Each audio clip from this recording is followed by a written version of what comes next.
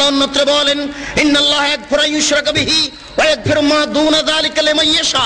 শিরক ছাড়া যত পাপ রয়েছে সমস্ত পাপ ক্ষমা করা হবে, শিরকের পাপ ক্ষমা করা হবে না। শিরক মহাপাপ, শিরক বড় পাপ। শিরক করলে আল্লাহকে অপমান করা হয়, শিরক করলে আল্লাহকে হেয় তুচ্ছ করা হয়, শিরক করলে অতীতের নেকি নষ্ট হয়ে যায়। কয়েকটি শিরক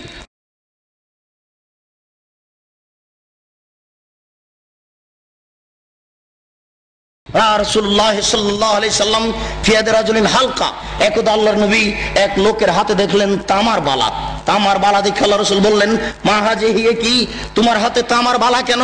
লোকটি বলল, হাজিহি মিনাল ওয়াহিনা, আমার শরীরে দুর্বলতা রয়েছে, আমি দুর্বল মানুষ, এটাকে দূরে করার জন্য তামার বালা ব্যবহার করি। আল্লাহ রাসূল বললেন, ইনজিহা, তুমি একে খুলে ফেলো, লা তাজিদুকা ইল্লা ওয়াহানান। এই তামার বালা তোমার গায়ে থাকলে, হাতে থাকলে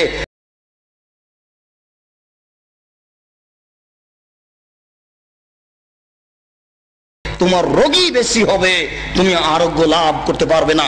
শোনো, লাউ মুত্তাওয়াহি আলাইকা মাফলাতে ইয়াউমুল কিয়ামা, এই তামার বালা যদি তোমার হাতে থেকে যায় আর তুমি যদি মারা যাও, তাহলে কিয়ামতের মাঠে তুমি রক্ষা পাবে না, তোমাকে জাহান্নাম যেতে হবে।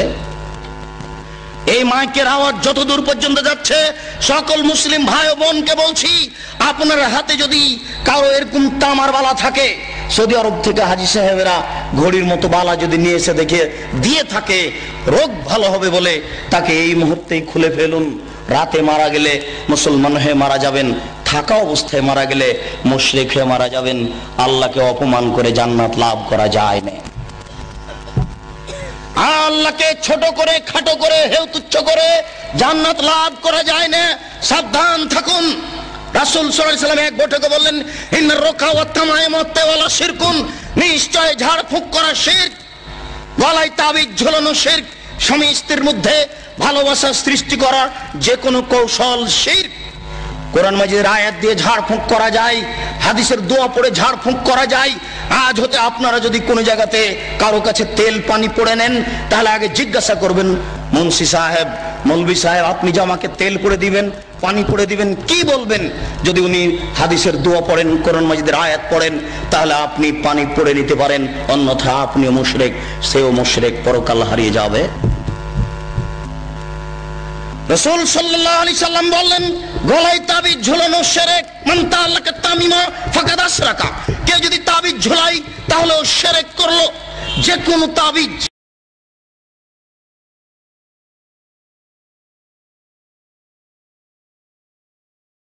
যে কোনো মাদুলি, কোরআন মাজিদের আয়াত লিখে তাবিজ ঝুলালে ডবল অন্যায় হয়। কোরআন মাজিদ কারো গলায় ঝুলে পায়খানায় যাওয়ার জন্য আসেনি, গলায় ঝুলে পেশাবখানায় যাওয়ার জন্য আসেনি। যে কোনো অন্যায় করবে কোরআন মাজিদের আয়াত গলায় করে, এটা নয়। এদেশের কোরআন মাজিদের প্রথমে দেখবেন কতগুলি নকশা করা আছে, এই নকশার তাবিজ ঝুলালে এই হয়। এদেশে যারা কোরআন ছাপাচ্ছে, এরকম আকীদা যারা রাখে, এরাও মুশরিক।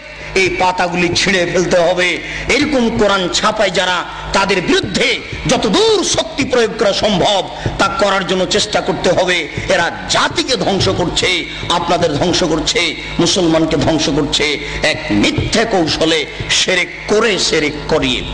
বায়সাতের পাগড়ি বেঁধে যদি কোরআন মাজিদের আয়াত দিয়ে জুব্বা পরে, আল খাল্লা পরে যদি তাবিজ লিখে দেয়, তবুও তা শিরক হবে।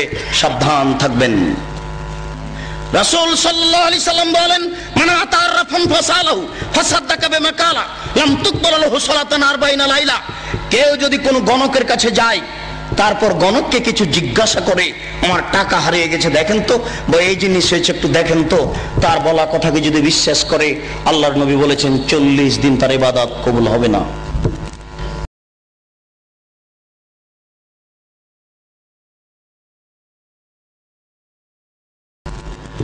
40 দিন তার সালাত কবুল হবে না।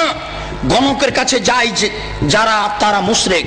আল্লাহ রাসূল বলছেন, মানা আতা আরাফান ফাসালাহু, কেউ যদি গণকের কাছে আসে, এরকম লোকের কাছে আসে, ভাগ্য পরীক্ষা করে, তার হারিয়ে যাওয়া জিনিসকে জানতে চায়, তাহলে ও কোরআন মাজিদকে অস্বীকার করলো, মুহাম্মদ সাল্লাল্লাহু আলাইহি সাল্লামকে নাকচ করে দিল, ও যেন নবীকে অস্বীকার করলো, কোরআন মাজিদকে অস্বীকার করলো।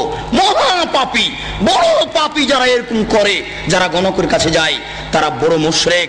সাবধান থাকতে হবে।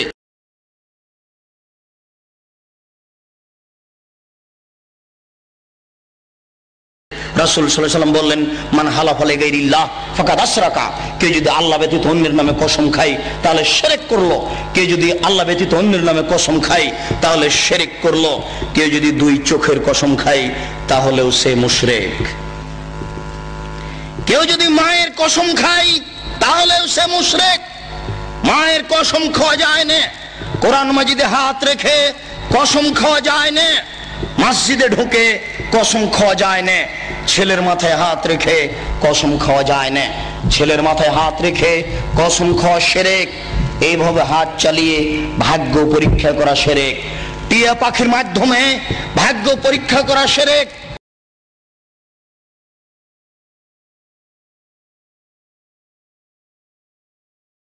হাতের দাগ দেখে ভাগ্যের কথা বলা শিরক।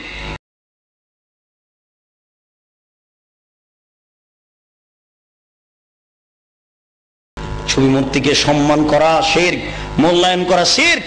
আজ এখান থেকে উঠে বাড়িতে ঢুকে শোকেজে যত পুতুল আছে, যত ছবি মূর্তি আছে, আপনার আমেরিকা থেকে আনা যদি সোনার হরিণ হয় তবু লাথি মেরে ভেঙে চৌচির করতে হবে। ওকে মূল্যায়ন করা যাবে না। ছবি মূর্তিকে মূল্যায়ন করা শিরক। জন্মদিবস পালন করা শিরক, মৃত্যু দিবস পালন করা শিরক, 16 ডিসেম্বর পালন করা শিরক, 21শে ফেব্রুয়ারি পালন করা শিরক, 26শে মার্চ পালন করা শিরক, পহেলা বৈশাখ পালন করা শিরক, কবরে ফুল চড়ানো শিরক, শহীদ মিনারে ফুল চড়ানো শিরক। 21শে ফেব্রুয়ারি যদি সারা বাংলাদেশের নারী পুরুষ পায়ের জুতা খুলে হাতে ফুল নিয়ে বরকতের কবরে দেয়, শহীদ মিনারে দেয়, তাহলে কি তারা বরকতের 1 পয়সা উপকার করতে পারবে? পারবে না। এই জন্য এরকম জাতিকে আমরা শিক্ষিত জাতি বলি না, এরকম হেডমাস্টারকে আমরা শিক্ষিত বলি না। এরকম জাতির, এরকম হেডমাস্টারের নিপাত হোক, এটাই আমরা চাই। যার দ্বারা জাতি উপকৃত হতে পারে না, যে শিক্ষিত সমাজের দ্বারা জাতি কবরে যায়, জাতির পরকাল হারায়, ওরকম শিক্ষিত সমাজ আমরা চাই না। আমরা চাই শিরক বিদআত মুক্ত সমাজ।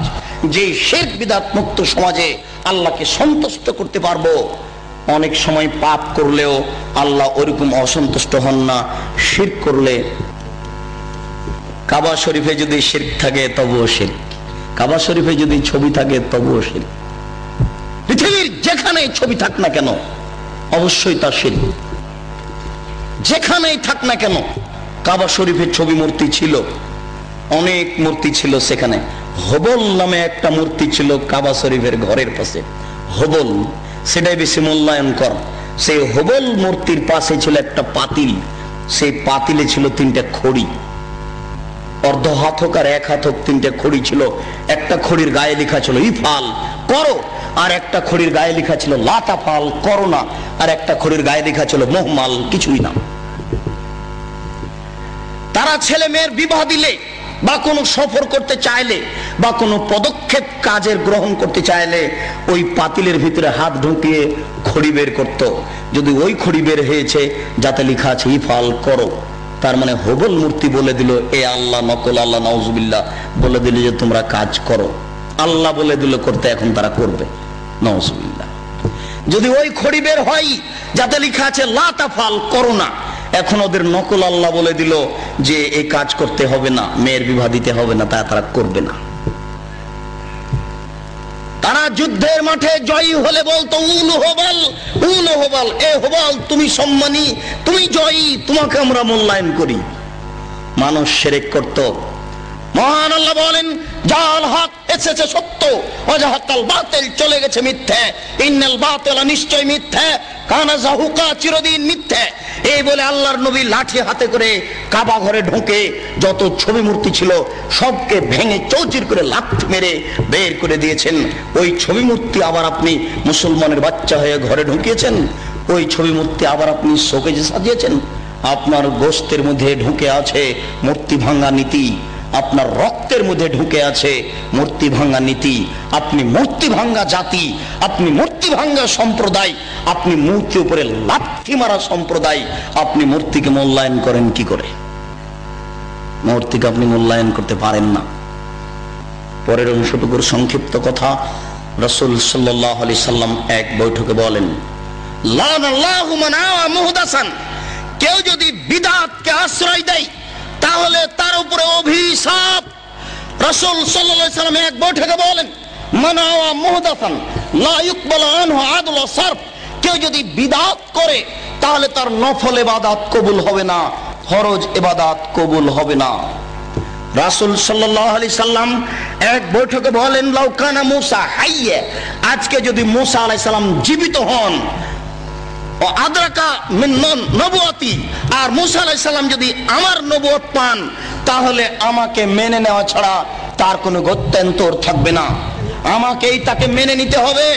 রাসূল সাল্লাল্লাহু আলাইহি সাল্লাম এক বৈঠকে বলেন, মান আমিলা আমালান লাইসা আলাইহি আমরুনা ফাহুয়া রাদ্দুন, কেউ যদি এমন কিছু করে যেটা আমার শরীয়তের অন্তর্ভুক্ত নয়, তাহলে তা হবে পরিত্যাজ্য ইবাদতের জগতে। আয়েশা রাদিয়াল্লাহু তাআলা আনহা বলেন, আল্লাহ রাসূল বলেছেন, মান আহাদাসা ফি আমরিনা হাযা মা লাইসা মিনহু ফাহুয়া রাদ্দুন, কেউ যদি আমার শরীয়তে ইবাদতের নামে নতুন কিছু ঘটায় তাহলে তা পরিত্যাজ্য। মনে রাখা ভালো হবে, শরীয়তে নতুন কাজ গ্রহণীয় নয়, ভালো হলেও। হে উপস্থিত বৈঠকের দিনী মুসলিম ভাই বোন, শরীয়তে নতুন কাজ ভালো হলেও গ্রহণীয় নয়। আমি নিজেকে ক্লান্তিবোধ মনে করাই বিদআতের অংশ আজকের মতো রেখে দিচ্ছি। বিদআতের অংশ পরের দিন পরবর্তীতে অন্যত্রে করব ইনশাআল্লাহ। সেদিন শুধুমাত্র বিদআতের আলোচনায় শোনাবো। আজকে এই আলোচনার এই অংশে এসে বলছি, মনে কিছু নিয়েন না।